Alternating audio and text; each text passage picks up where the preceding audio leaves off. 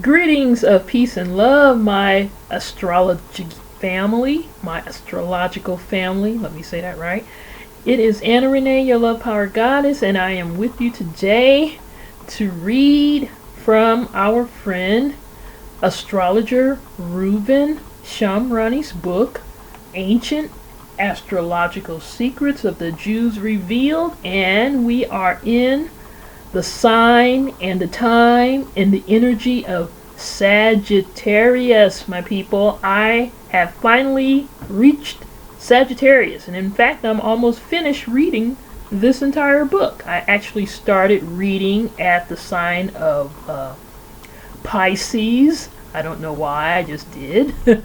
That's not actually the beginning, but who knows, it's the last. I started at the end. But anyway, Sagittarius, and I am kind of interested to see what it is that our friend is going to say about Sagittarius, because that is my sign, and I made it a point to not read anything in advance, and it was kind of easy for me to not do it. So I have no idea what he's going to say about Sagittarius, my own sign.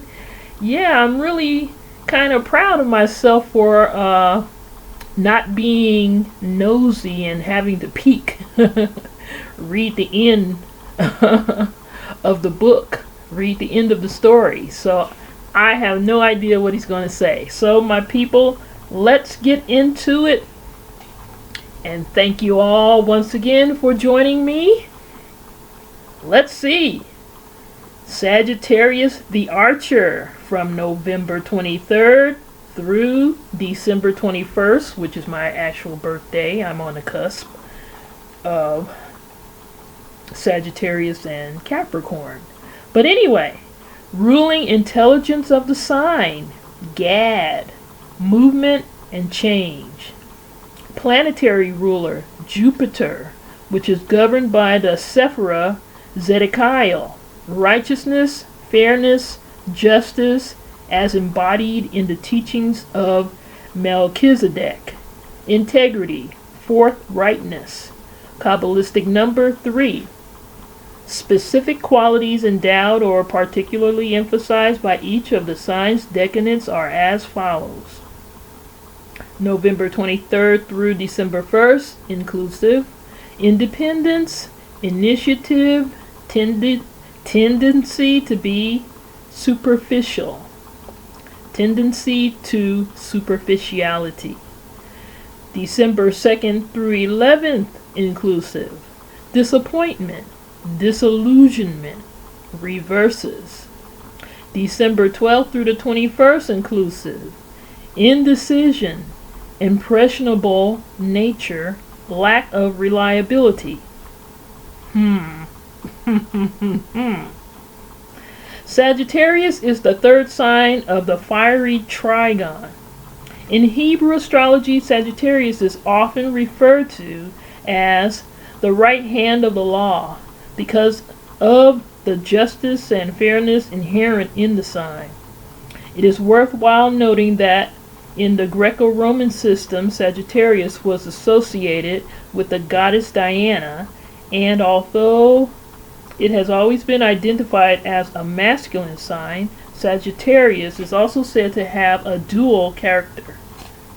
Interpreters of the Kabbalah and Zohar underline the quality of Sagittarius as a sign of knowledge. They frequently use the 36-year Shana of 1873 through 1909 as an example to illustrate their meaning. This period was the Shana of Mercury in Sagittarius and, according to contemporary Kabbalists, the fulfillment and the ancient prophecy. Many shall run to and fro, and knowledge shall be increased.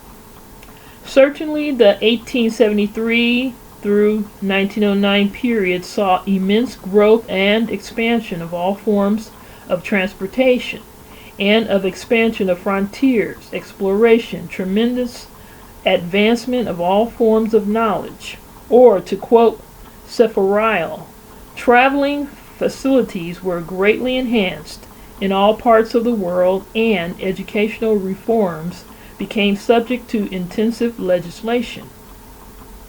In any event, modern astrologers using the conventional systems of analysis generally regard Sagittarius as a lucky, rather easygoing, restless, and often irresponsible sign. Its natives, according to most popularizers, are inclined to be footloose, rovers and roamers, happy-go-lucky people, often unable to put down roots or to stay long in one place, see any project through to the end. These popularized assessments collide head-on with the realities of the sign, which has produced a host of great figures, as is indicated by the random sampling that follows. Benjamin Disraeli, Sir Winston Churchill, Margaret Chase Smith, Willie Brandt, Fiorella LaGuardia, John Lindsay, and Pope Pius XII. Then, of course, there are the examples provided by Andrew Carnegie and world's richest man J. Paul Getty, and by Mark Twain, John Milton, Noel Coward, Jane Fonda, Frank Sinatra, Sammy Davis Jr., Maria Callas, and Julie Harris, to name but a few. People of this caliber do not seem to fit the familiar Sagittarian pattern as it is described by present-day astrologers.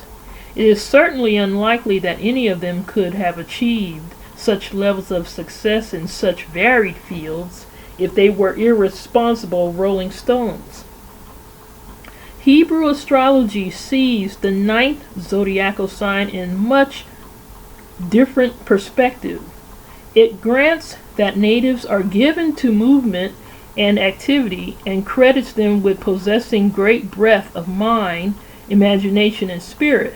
But the ancients agree there is infinitely more depth and ability, strength and stability to Sagittarius than meets the pure blind eye of today's popularizers.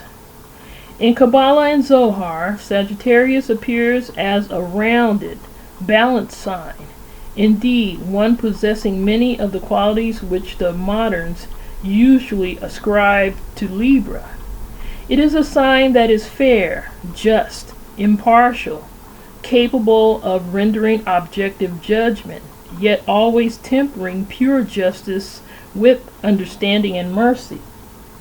Nevertheless, the Jewish astrologers concede that this is the mildest of the signs in the fiery trigon.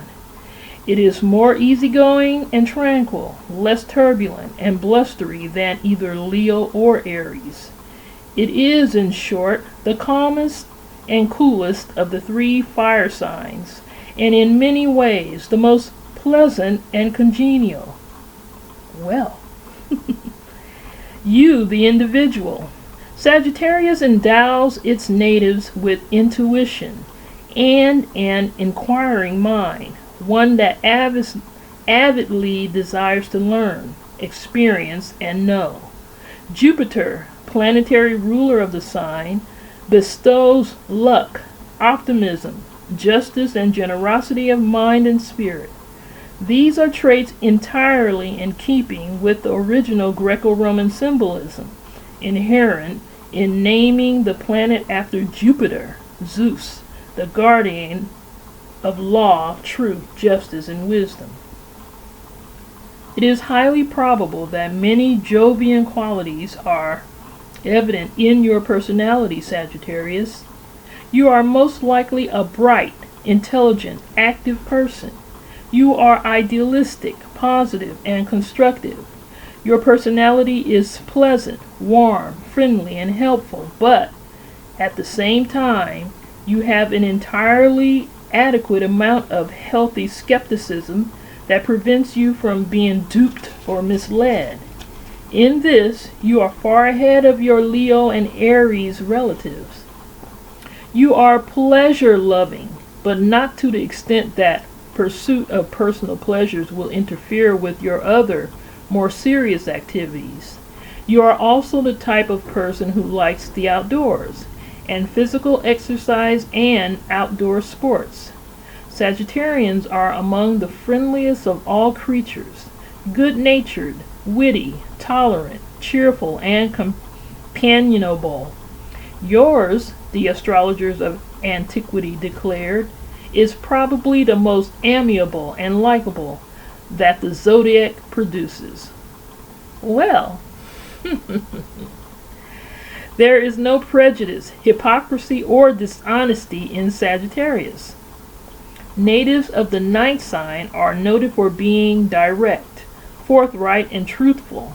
In fact, there is evidence to indicate that in bygone eras, the word of Sagittarians was inevitably given extraordinary credence, and there is nothing to suggest that such trust was misplaced. You are the fairest of all judges, for you weigh only intrinsic values. External appearances, poses, posturings, show, and ostentation mean nothing to you. Even your faults are very likely to be innocuous.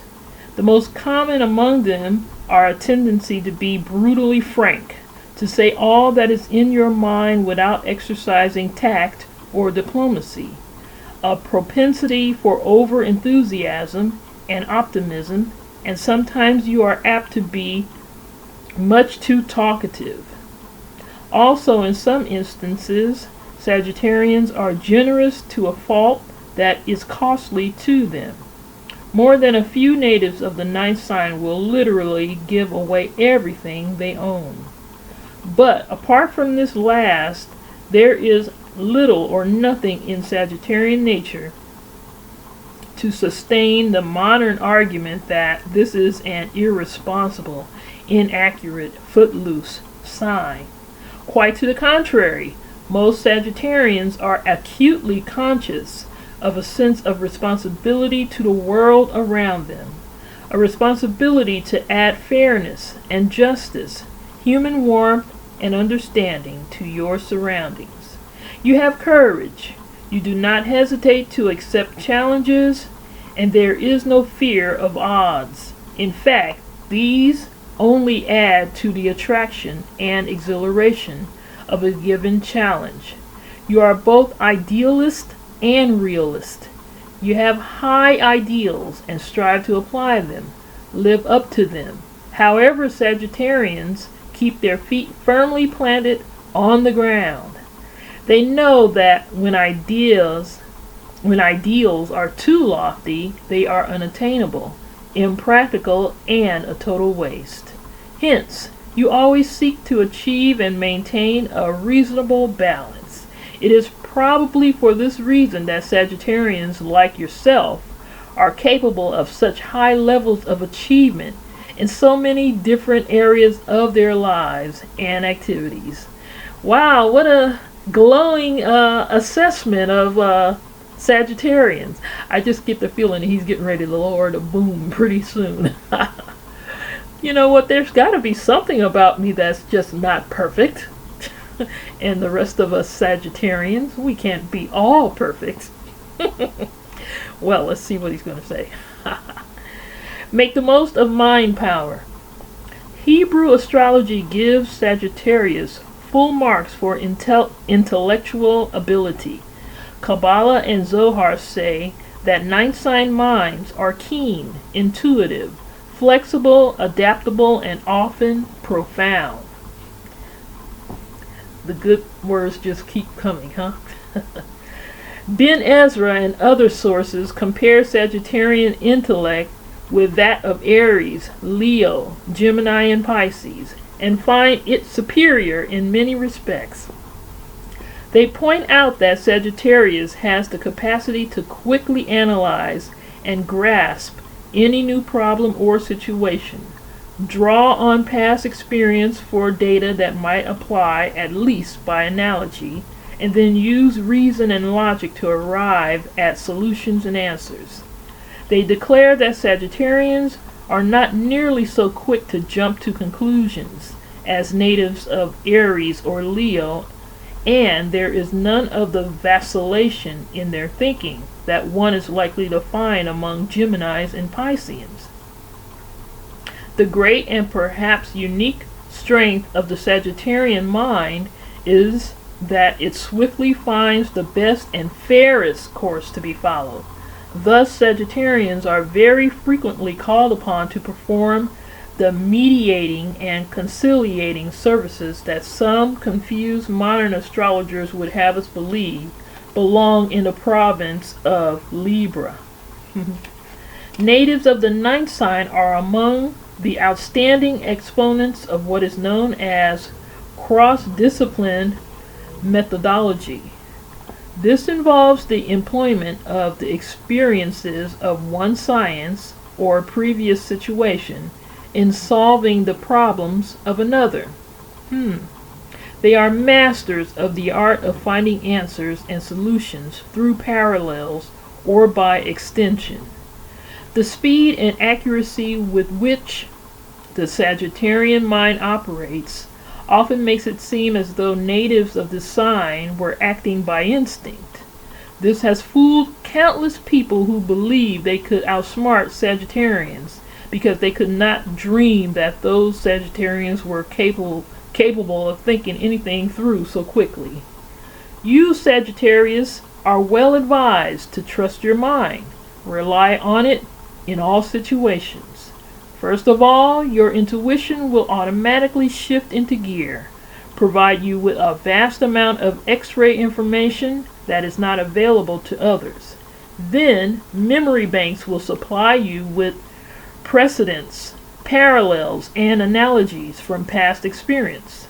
Finally, the analytic and decision-making elements of your computer brain will go into high-speed action, and you will have all the right answers in very short order. All this should certainly help to build your confidence in yourself and in your mind power.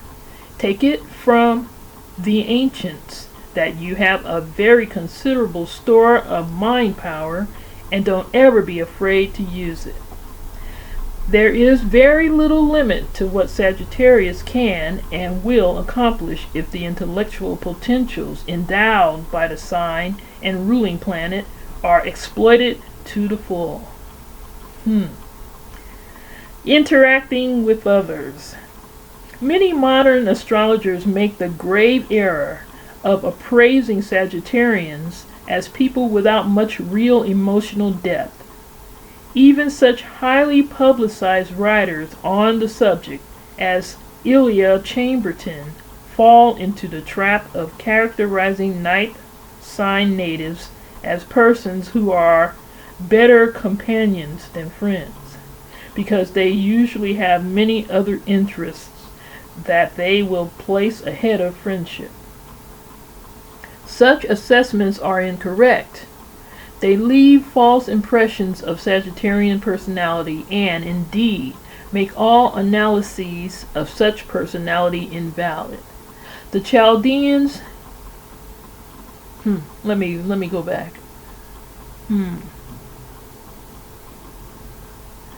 I remember when I was married, I was always being... I gotta say this. My last marriage, I was always being criticized for being more interested in reading than not needing a man, only needing a boyfriend. That's what I was always being told, because I was always studying. I was so focused in studying. So you know what, maybe there is a little bit of truth to that, well, at least for me, not to say that I thought it was more important than human interaction and friendships and stuff, but I don't know, my studying and my reading was very high on my list. And I could see how that could cause problems to certain people, So I don't know. I sort of kind of believe it a little bit. Let me reread it, okay? Many modern astrologers make the grave error of appraising Sagittarians as people without much real emotional depth. Well, I can't say I don't have emotional depth. I'm not going that far. Even such highly publicized writers on the subject as Ilya Chamberlain fall into the trap of characterizing ninth sign natives as persons who are better companions than friends. Yeah, that's sort of what my ex used to always sort of kind of say to me, a little bit kind of in a roundabout kind of way. He used to make me really angry when he said that too. Anyway, because they usually have many other interests that they will place ahead of friendship. Such assessments are incorrect.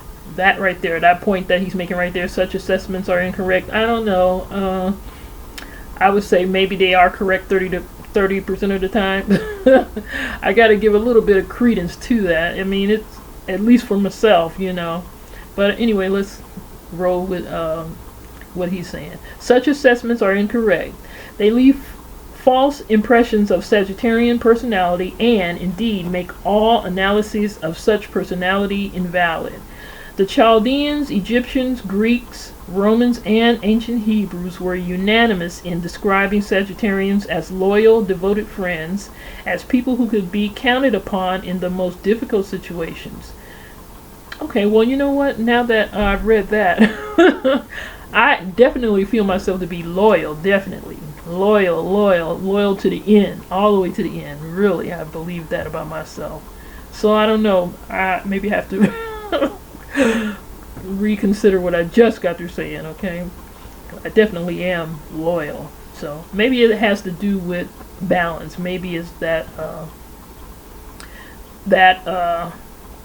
certain people don't know us well enough, will look at us on the surface and see that love of reading and learning and studying as being standoffish. But those who do know us all the way down to the core know that we are very loyal. Okay, yeah, that's it. I just solved that one, okay? Yeah, alright. Okay, where was I? Perhaps being more perceptive than modern astrologers, the ancients realized that the easygoing, good-natured exteriors of ninth sign people might mislead others into thinking that these were rather shallow, even frivolous types. Therefore, the writers of antiquity emphasized that Sagittarians had very deep and intense emotions which they did not display outwardly, but which were no less real and sincere for their concealment. You Sagittarians have personalities that are warm and outgoing. Your manner is attractive and winning, and it enables you to achieve swift rapport with others and make many friends easily. You should not encounter many problems or difficulties in establishing and maintaining harmonious relationships with others in either the social or work spheres of your lives. Furthermore, there is much in your makeup that causes others to seek you out deliberately and seek to win your approval and respect. People instinctively sense your Sagittarian honesty, integrity, and sense of fair play. All in all, Sagittarians are probably better equipped for smooth interactions with other people than are the natives of most zodiacal signs. They seem to have that rare touch that makes it possible for them to obtain results through people. Kabbalah and Zohar emphasize that Sagittarius, like Aries and Leo, is a royal sign. Well, I tried to tell you people. Now you know for sure. Okay, Kabbalah and Zohar emphasize that Sagittarius, like Aries and Leo, is a royal sign, one that confers a quality of nobility, a commanding presence on its natives. This attribute enables the Sagittarian to lead, direct, and win the respect of others. Ninth sign drawbacks that hinder interactions with, oh boy, here it comes, with others are comparatively few. Well, okay. They include a directness and straightforward honesty that some take to be a lack of tact or even desire to hurt and demean. Then, of course, there is the Sagittarian tendency to be verbosity and garrulousness. On the one hand, this is boring. Oh my God. Let me calm down all my words then, huh? On the other, it makes it difficult for some Sagittarians to give clear, concise instructions. Okay. But whenever a balance is struck, natives of the ninth sign have remarkable success interacting with others just by being their natural Sagittarian selves. Romantic relationships. Present-day popularizers are wont to characterize Sagittarius as flirtatious, fickle, even promiscuous, and rather casual in romantic relationships, a sign not very affectionate or passionate. How the modern astrologer can reconcile such claims with the basic fact of Sagittarius being a fire sign is, of course, a moot question. But then, the modern does not even try, leaving this as just one more unresolved anomaly of analysis.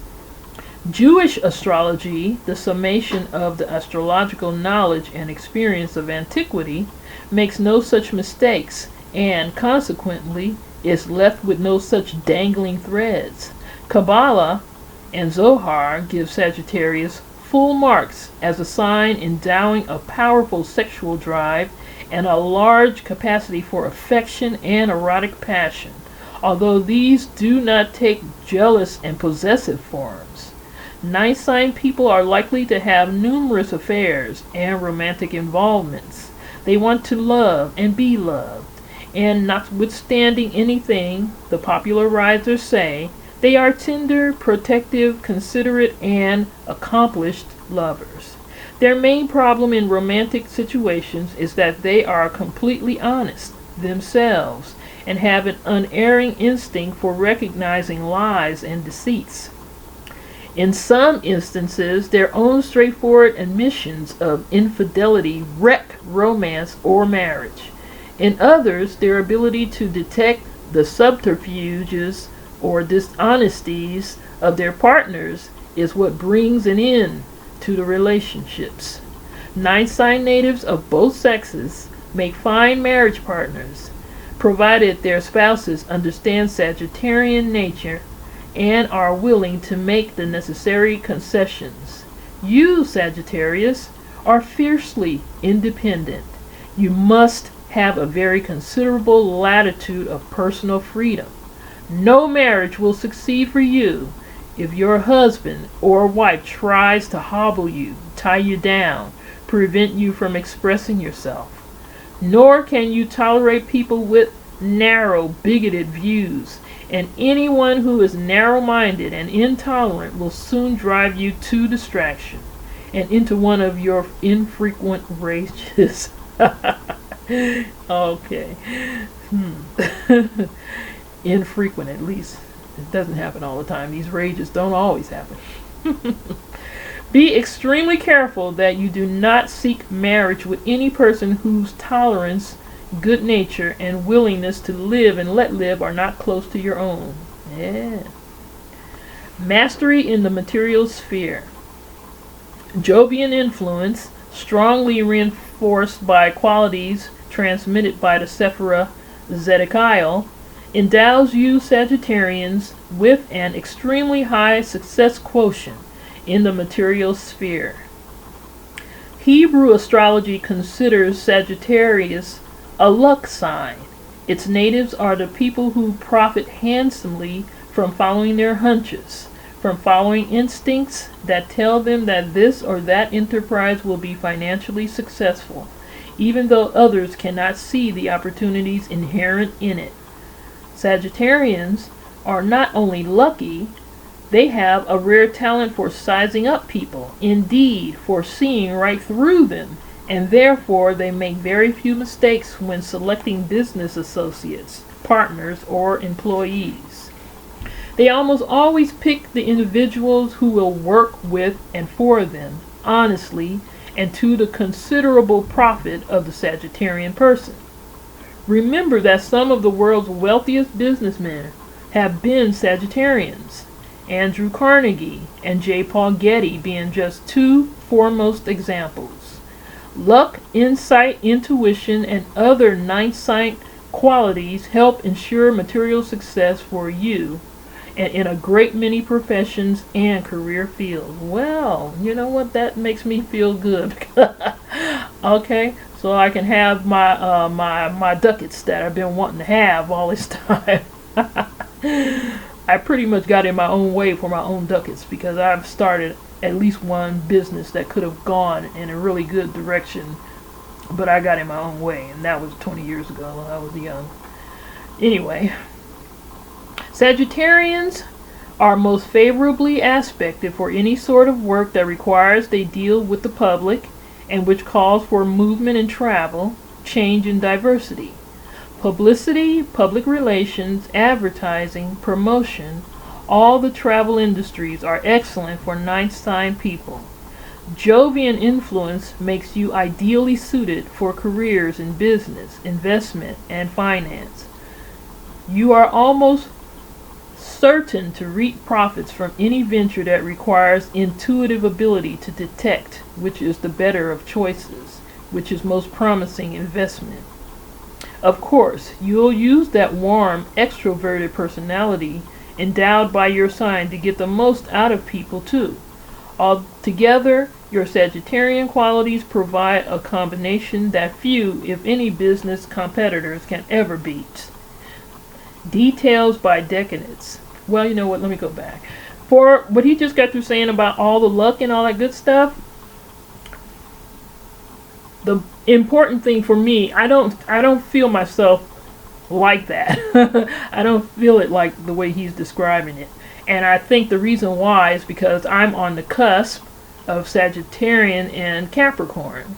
And as I have said in my past videos, that we are a part of the wheel. The wheel is rolling within our the wheel of life is inside of us. You know, we have our other signs that interact with that. So I have definitely got to look at my chart to determine why the ducats are just not flowing into my lap the way he's saying they ought to, being that I'm a Sagittarius. I know the reason why. I have my other signs interact with this. Okay, my other planets, I should say. My other planets depend on where they fall in the wheel. You know, as I've explained in a previous video. When I was born, my sun, the planet, so-called planet, sun was in Sagittarius. Okay, but where was my moon? Okay, where was Venus on the day and at the time I was born? Where was Mars? You know what I'm saying? Where was everything else?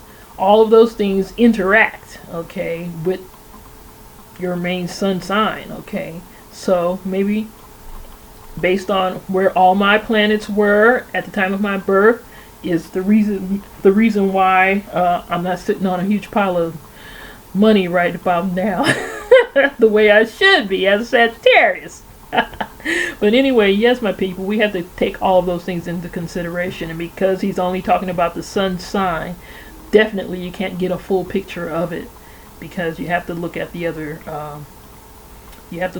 planets as well, where they fall into alignment on the day of your birth.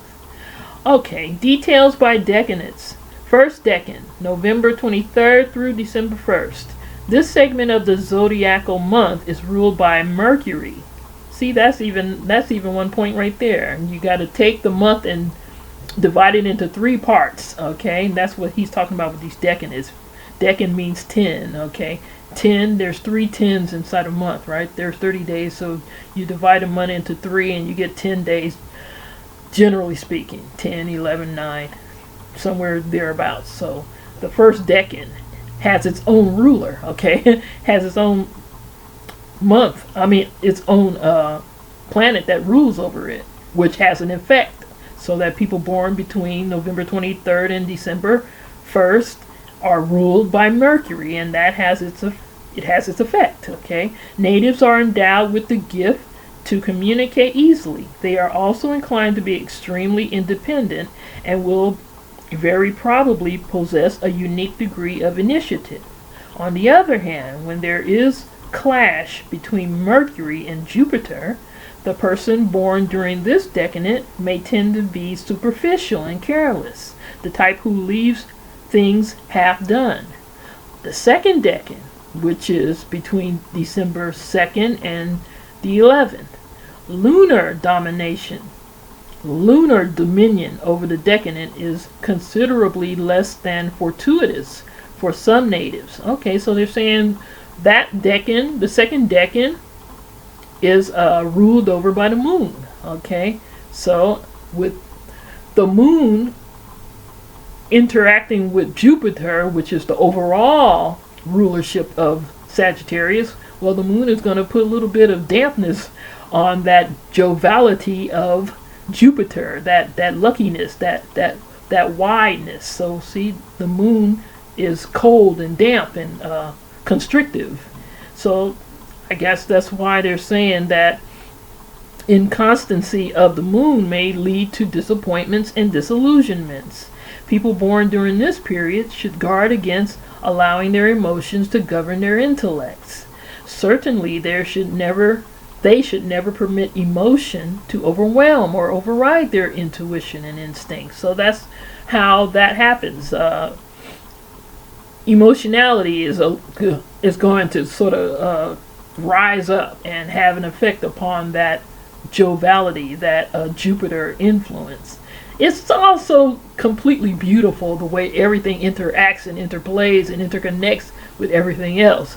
And that's only for that decan, which is only a 10-day spread. So the next decan, the third decan, December 12th through the 21st. This is my decan. Saturn, which governs this decan, frequently exerts a malefic influence. People born during this last decan of the astrological month are likely to have an impressionable nature, but they can overcome this shortcoming with comparatively little effort by the time they reach their early 20s. Some others may be rather indecisive and vacillating. However, when they learn to trust their intuition, this problem will also be resolved. A lack of reliability, which is the trait found among yet other natives of this decan, is usually repaired by experience. The individual eventually learns that there can be no progress unless his or her reliability rating is raised, and then takes the necessary corrective action. See, now that's where I was born. And that Saturn interacting with, see, that's a trip right there, because I have Saturn really heavily in my sign, in my chart anyway. And then I'm on the, it's showing that since that's going into Saturn, especially since I was born right on the cusp of Capricorn, which is ruled by Saturn, I have a lot of Saturn in my chart, and that creates this vacillation, and I definitely can raise my hand and say yes, as it pertains to vacillating. Can I do it this way? No, that way. No, wait a minute, this way. No, that way. Yeah, this way. And then not trusting my intuition. I'm just now coming into learning to trust my intuition, okay? Just now, at this point in my life, okay? Just now, learning to accept my voice, to listen to my voice, to speak. That's why I have such a huge problem when people are silenced and they don't speak, okay? I want you to speak. Open your mouth and speak. I know how it feels when you don't speak, okay? Because I had been stuck on that kind of a thing for the majority of my life, okay? And it's very painful not to speak, okay? And yeah, okay, now I'm sort of getting an idea. Yeah, because I was born in the third decan, which is ruled by Saturn, okay? Now, this is just astrology. It's not cut and dry, but I gotta say, you know what? This is pretty on the money from what I can see, okay? It does have its influences. It actually is true, from what I'm seeing right now, okay? From what I'm reading here and what I know of myself, okay? Definitely true. So, my people, take all that I have read to you with a grain of salt, as I always am saying, because it's not written in stone. It's a really fantastic, very accurate guide. You know, it really, from what I'm seeing, is really accurate. You know, I wasn't able to really know based on reading other people's sign, but because I am a Sagittarian and I'm reading about my sign from this particular book, I'm getting a better understanding of just how accurate that ancient Egyptian, ancient so-called Chaldean, so-called whatever, but what I know as ancient Kemetian, Kemetian, okay, ancient black, okay, understanding of self. Very on the money, very realistic, very on point, at least from what I can see. So yes, my people, all right. So there it is for Sagittarians. So all my Sagittarian people, I hope you enjoyed that reading. I know I did. That was really eye-opening. I really appreciate it, you know. I'm so glad that I have this book. I appreciate this book all the more now. It gives me, it makes me feel all the more trusting of it, you know. Having read all the other signs just by reading my own sign and reading my own third deacon placement and seeing what's being said here and finding that it's God. It's just really on the mark. So yes, I have just read, my people, from Ancient Astrological Secrets of the Jews Revealed by astrologer Reuven Shamrani, and I have just read the sign of Sagittarius, my people. Thank you all for listening today. I gotta end this video. It's 41 minutes long. Alright? So, peace and blessings, my people.